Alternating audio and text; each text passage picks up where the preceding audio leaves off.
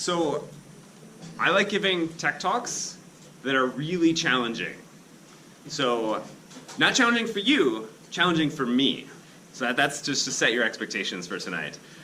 So this is taking your Angular code further, where I wanted to take a room full of people who are already building fantastic Angular apps, and I wanted to reflect on what else could we be doing with these applications to increase their reach, to increase the modalities we can deliver these experiences on, all those sorts of things. So my name is Fluent. I lead developer relations for the Angular team. If you've heard me talk before, I always give the same kind of explanation of my role, because it's got two parts. Number one, helping developers and organizations be successful with Angular. And number two, understanding what it's like to be an Angular developer in the real world, experiencing all the bugs, all the pain firsthand, so that we can reflect those needs onto the Angular team, make sure that we're making the right sort of product decisions as we continue to evolve things. Is my mic not working? No, it's working. Oh, it is. Okay, great. I just came directly from another talk at Fluent. I discovered at Fluent that the demo gods are not being nice tonight. So that was a talk where I was entirely dependent on internet, whereas this is a talk dependent on internet and third-party code. So take your expectations, put them on the floor, and then I'm going to just tiptoe right over them, okay? So I wanted to start this off a little bit with how I think about Angular, because I think it's important to understand some of the kind of background to where we're going and what we're trying to enable you to do. So the first question a lot of people should be asking is why? Like, what is the Angular team thinking about? Why are they doing all these sorts of things? And it always comes back to our values. And we talk about these a lot, so I'll keep it very short. But apps that users love to use. So user experience, this is why we're all building software in the first place. If you're not building software for a user, you're probably not building software. Apps that developers love to build. So how do we use what we know as the Angular team to make better developer experiences that ultimately help you build better experiences for users? And lastly, a community where everyone feels welcome. And so, as always, a huge, huge thank you to everyone here. You are part of our community. You are helping to make Angular awesome. So give yourselves a round of applause. All right, so how are we doing this? What's in it for you, right? When I think about Angular, I think about really kind of three benefits of how we try and do these sorts of things. So we help you move fast by giving you an integrated set of tools. So we're opinionated, we push TypeScript onto you, we've got our own CLI, our own router, all these sorts of great tools that we come out of the box and we test them all end to end so that you know that they're all going to work. And we know that you're probably going to be using the same tool as your colleague, as your neighbor. All these things help you move faster. We also talk about Angular as helping you scale smoother. Obviously, there's a big company, Google, you may have heard of it, that uses Angular extensively. And so we understand the challenges of both delivering experiences to millions of users, but also to teams of hundreds of developers or thousands of developers. And that brings some very interesting and unique challenges that Angular is trying to help developers solve. And the last point, which is the point of this talk tonight, is helping your Angular code reach further. And so what we really want to do is we want to take the code that you're already writing, the code you already know how to write, the skill sets and the experience that you have, and take that code to new places, and reach new users in new ways. And so tonight I want to just go through a few of the different ways that we help take your code further, and hopefully inspire you to try some of these things out for yourself if you haven't done so. So what are the different ways you can take your code further? What does that actually mean? So I'm going to go through a few different specific cases, and then we're going to jump into a demo where I'm going to make myself look bad in front of my boss, and then we'll go from there. So first is library support. So as part of 6.0, we shipped ng-generate library. And really what this allows you to do is it allows you to share your code, right? You're building cool things, you're building a component library, everybody wants to take advantage of that. And so Angular now has library support built in. You could have done this on your own. We built this really nice 13-page document called the Angular package format that we update every 6 months. It has everything you need to know about the state of the art of shipping code to NPM, what you should be transpiling, how you should be transpiling it, and for whom. But that's really hard, so we built a thing. Actually, more accurately, we integrated a community thing. So there's a community project called NG Packager by David Hergis that we worked with him on to bring that directly into the Angular CLI. Trying to make it as easy as possible to build a shared library with Angular. And I'll do a demo of that one. Another way that you can deliver experiences to users, and a lot of users still use desktops. I know a lot of us maybe don't have a desktop with them right now. But Electron, you can think about this as a open source tool that lets you take the best of the web and deliver it on a desktop by an installed experience where you can control what browser the user is using, how they can access the file system, and you're going to give this experience in a cross-platform way. So Electron's really fantastic in that way. It really takes your app and ships it on the desktop. And when you're using Angular, you already have this application mentality, and so it's a perfect fit with this way of building applications. I was going to talk about mobile experiences with PWA, but maybe just stay tuned. Next up, I like to talk about Cordova because it's basically the web inside of a mobile app. Right? We all talk about the idea of hybrid apps, native apps. What users want and what developers want is an experience that they can deliver via the application store, whether that's the iOS App Store, whether that's Google Play for Android. And Cordova is one of the ways that you can do that. And so basically what you're doing is you're taking a web browser, you're taking the Chromium browser on Android, you're taking the Safari browser on iOS, and you're putting your Angular application in that, and then you're getting access to a couple extra APIs that allow you to build experiences on top of that. If you're going to think about Cordova, a couple things you need to think about. Cordova has latency and performance hits, so it's going to be fast, a little bit slower to start up your application, and there might be an uncanny UX valley. So if you're just trying to get a native look and feel, Cordova does not do that out of the box. You have to use something like Ionic to get a component library that's going to morph based on the target platform. I see that the uncanny UX valley problem actually goes away for a lot of corporate applications because you're building a custom UI anyway. Right? If you're Google and you're building Google Material or Material Design, it's going to feel similar on iOS and Android anyway, and so that's kind of okay. And the big pro for Cordova, and the reason that I still talk about it, is code sharing. You can use one set of code, one set of UI, one set of HTML that works for mobile and web. And this is really beneficial and saves a lot of time.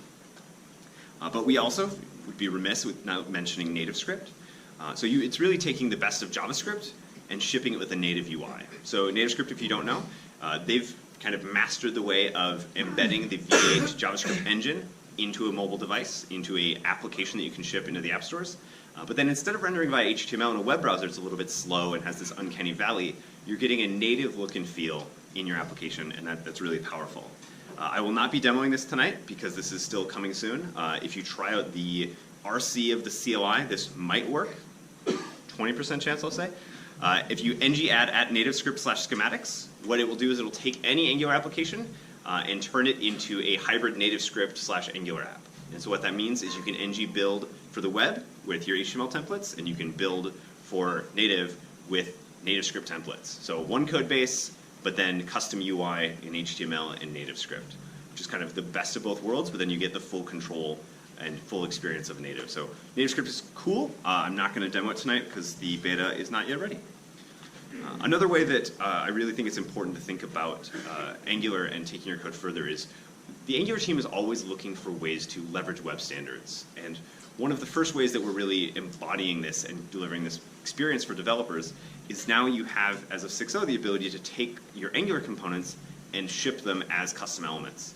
So until Ivy lands, until we get all these kind of promised file size updates, you probably don't want to be doing this and putting it in an application that's not Angular. But the first steps are here today, and we see people on GitHub and across the internet already trying to take Angular elements and ship them out and make Angular code portable. And so this is a really exciting thing. So the Angular elements as it is today only works within an Angular context. So if you're building a site like we do with Angular I/O, where you have this nice division between code and content, but you want to enrich the content with functionality, that was previously very difficult because you'd have to dynamically bootstrap all of the components and all the functionality on top of the code. But now you can do that directly via the browser machinery, and this is just a really nice thing. And then lastly, I want to talk a little bit about Angular Universal. So Angular Universal is server-side rendering. This is really important for improving both the perceived load time of your application, as well as improving the machine crawlability. So if you want an application that's going to SEO in a lot of different browsers, if you want an application that is capable of working on older devices where you want to deliver the fully rendered HTML before we bootstrap the code, Angular Universal is the solution to that. And so this is another project that we worked on with the community. So we actually worked on this with a bunch of contributors, including some folks at Forbes, and now they use it on Forbes.com. And so we really love seeing these technologies that previously Angular apps were just on the client, right? But now, because it's JavaScript, because we have this very isolated independent way of doing change detection, you can run that entirely on the server. We've got things like Domino that make this easier.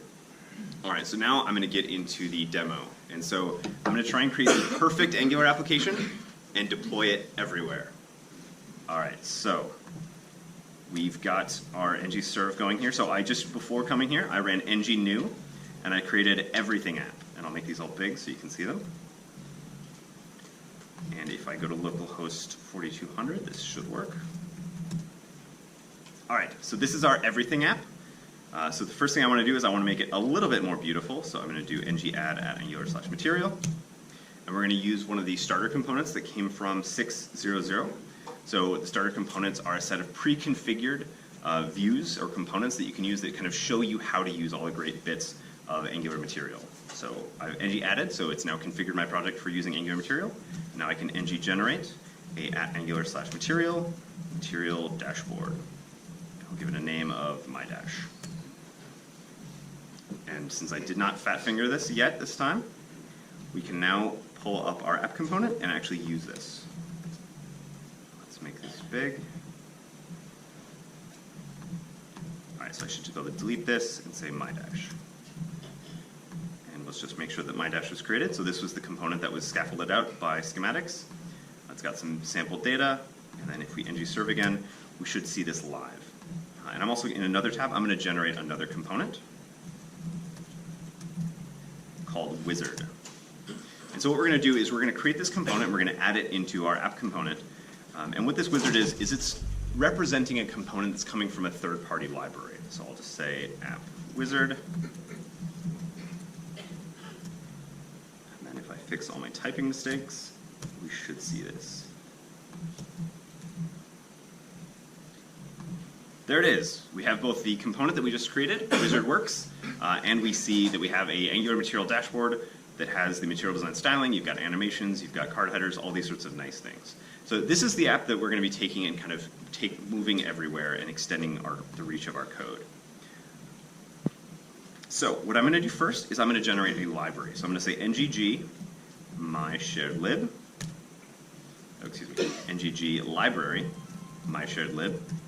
And what I'm going to do is I'm going to show you how you can take an existing set of components that you've built and put those into that library. All right, so we now have project/mysharedlib. And so this is a library that I can run ng-build --project equals mysharedlib, and that will ship to npm just fine.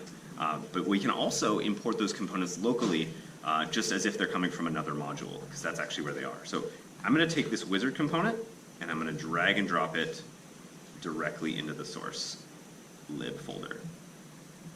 Are you sure you want to move wizard? Yeah, I think so. All right, and now if we take a look at our module here, I can add this to the declarations. So I'm going to say wizard component, there it is. And then I'm also going to export this. All right, so we've got the new wizard component. Now let's go update our application. Instead of referring to it as a local component, so we're going to remove it from the declarations. And we're going to fix the import path. I'm going to go ahead and import that third-party module. So I'm going to import my shared lib module. And if I import the right one. So now, because we've exported that component and we've imported it from our library, our application should keep working, because in our app component, when we refer to app wizard, the ng module should set the context and tell us exactly how to do this. So let's run, check our ng-serve and see if this is still working. So wizard still works. Hooray! So now we've refactored an Angular application that had some shared components, and we've put it in a library that I can now build and do completely independently. All right, so next up, what I want to do is I want to take this and actually ship it as a desktop application. So to do this, I'm going to need to do a couple things. I'm going to need to add something called a main.js, not to be confused with main.ts. So we'll create a new file here. And we'll save this as main.js. And I'm going to put this just directly in the root of my project instead of in the source folder. And then I'm going to point to this main.js. I said in the root of the project. There we go. And we're going to point to this from our package.json. this is how the Electron application, the Electron tool knows how to find your application. And so we're going to point that to main.js. And then while I'm here, I'm also going to add another script. So when I say yarn Electron, I want you to run Electron on the current folder. All right, but we don't actually have Electron, so it's pretty easy to add. So I'm just going to yarn add Electron. This will go ahead, download it from npm, install it, and then all of our npm script commands should work. So, but our main.js is empty. So I actually have a pre-written main.js that I'm just going to copy and paste, and I'll walk you through it. So it's very, very, very simple. I import Electron, I create a window, and I pass it the index.html file from my build, and then I say when the application's ready, create a window, and when all the windows are done, close the application. All right, so I have to do an ng-build-prod to make sure that we have a distribution of our app that we want to package and ship. And then what I'm going to do is I'm going to run our yarn Electron application, or yarn Electron command, and see if this actually works. Stickers to anyone that points out coding mistakes or whenever I mess up. I'm missing a semicolon? How's that? Just spare for later, just in case I forget any more. All right. All right, so now we're going to run yarn Electron. And it almost worked. All right, one thing I forgot is that when you start taking Angular applications and making them more portable, they often aren't being served from the root of a folder. And so if you add a // into your base href, that ensures that whatever folder they're being served from, all the paths are going to be relative. So rather than rebuilding, I'm just going to manually tweak this in our production one. I could just ng-build if I wanted to. Let's try it again. Hooray! Yay. We've now built a desktop application. All right, you thought that was easy? Let's now try something crazy. Let's go ahead and yarn at, actually let's just go ahead and say Cordova. Let's make sure everyone can see this. Everyone see? All right, so I'm going to Cordova create mobile client inside my everything app. And so what this is doing is this creates a new Cordova project that's capable of wrapping an Angular application and shipping it as an installed mobile app. So now I'm going to cd into mobile client folder. I'm going to do something called Cordova platform add Android. And while we're here, let's also add iOS. Cordova platform add iOS. So this is the part I'm skipping over, the magic here, is the 6 hours it takes to set Android Studio and Xcode and download all the things. But you've done that already, right? All right, so now what we're going to do is we're going to Cordova run, So Cordova, when you create a new project, creates this very nice www folder, which contains an index.html, it contains an application. We can just take a look at what this is if we take a look at the files and if I can type. So index.html, this is a normal application, right? This is something that you would ship every day. I'm just going to blow that one away, and I'm going to create a symlink down to our production build. So we're going to link our everything app to a new www folder. So taking all the existing machinery from the Cordova, and now it's pointing at a real Angular app. And so now let's actually give this a try. If this demo's going to go wrong, it's going to go wrong right here.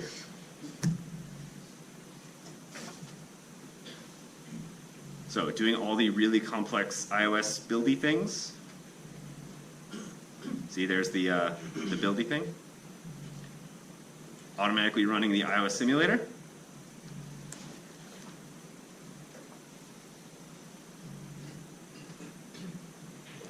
Launching our application. There it is. All right, so now, how far are we doing on our little slides here? We've taken an application, we've refactored it into a component library, we've built it for Electron, we've built it for Cordova. Now let's go ahead and try out, let's skip at elements just for time, I think, and go directly to universal. So Angular actually, since version 5, has had support for universal. So this is going to get a tiny bit hand wavy because I don't want to take too much time. But if I do an ng-generate universal, and I have to give it a client project, because what happens is when you generate a universal application, we're actually creating a new project in your Angular CLI, and then that project is also going to build and refer to your normal client-side project. And what it does is it's supplanting the TypeScript configuration, is supplanting the build script with one that's designed for the server.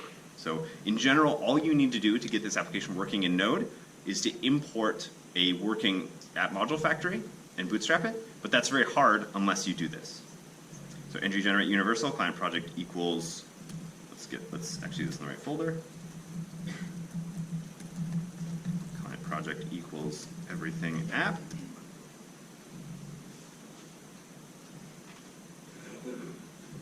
And that's it. We now have an Angular application that can be built for Cordova. It can be built through web. We can ship that library out to NPM. And now we're able to actually run this application on the server using the tsconfig, the app module that were created here.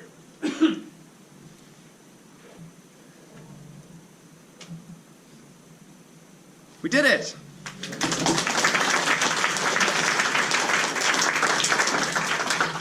If you have any questions on any of this, feel free to ask me or send me a direct message on Twitter. And I have a survey to let me know what you think of this. Thank you so much.